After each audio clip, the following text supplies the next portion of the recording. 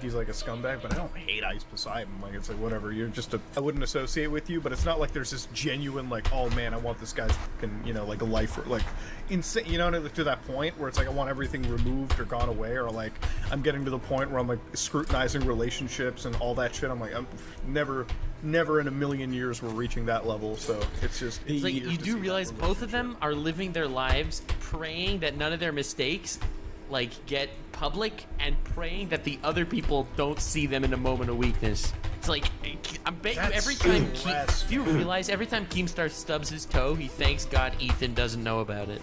Okay? Like, yeah, he trips and he looks around for a camera and he's like, oh goodness. Literally, man. Not gonna be on the H3 podcast today. Oh my god.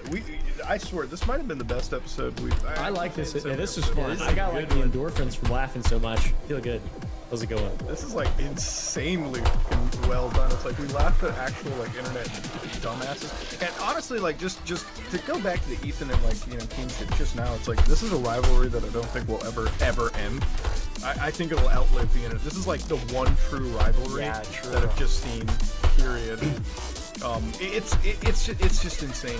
I think it's the reason Keem hasn't quit YouTube. I don't know. It's total speculation, but I think like both of them probably could retire at this point, and I think both of them are trying to outlast the other. True. I think so. I think they're just waiting before one or the other gets banned, and then they can finally like smoke they can have the last laugh. They're both gonna show up at each other's graves. Like, it's gonna be one of those things where it's like showing up at the hater's grave, popping a stone.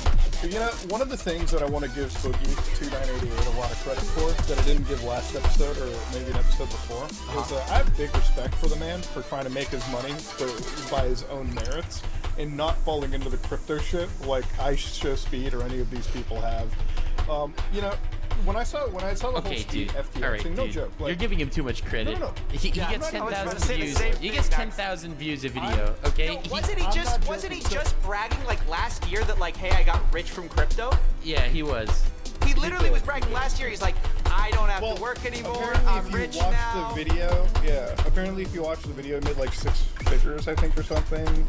But apparently, the same person that gave him investment advice, Mick Juggernuggets. Okay, let's not pretend it's the other way. It was Mick Juggernuggets that gave him the investment advice or like the crypto advice, and that went, obviously, it fell through the roof. Which my answer to anybody in that field, like if you're Boogie or something, where like, if you have that much substantial earning in crypto, and the way that I always look at it is like, whenever you have like a portfolio, and it sounds really douchey, it always has to be as diversified as you can, right? Like, if I lose 80% of crypto, right, which, looking at how the market is these days, pretty true.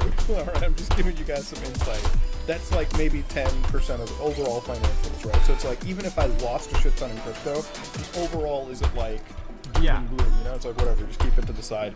People who have all their money put into that like one specific investment and it all goes down, that's when like the fucking shit comes out. Now in Boogie's, like, again, defense over here, he's been doing like OnlyFans and like he's been making some money out of that and everything. To see him not jump into the crypto space yet, all right, because here's the thing, no matter how dead Boogie's channel may be, he could still make really good money pushing the crypto token.